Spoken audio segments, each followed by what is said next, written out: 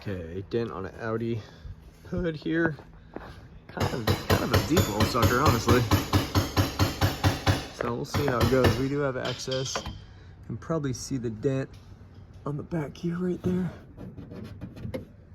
But here we go. Fix this one up.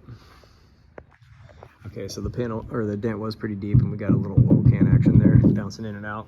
It is aluminum. We got the box set up here, ground down to bare metal. Box set up. We're zapping the back of the panel with electricity. So that's how we get the dent to not bounce up and down anymore. All right, here's the final product. Right down there, right there. Slight texture, potentially. Completely solid, back to normal.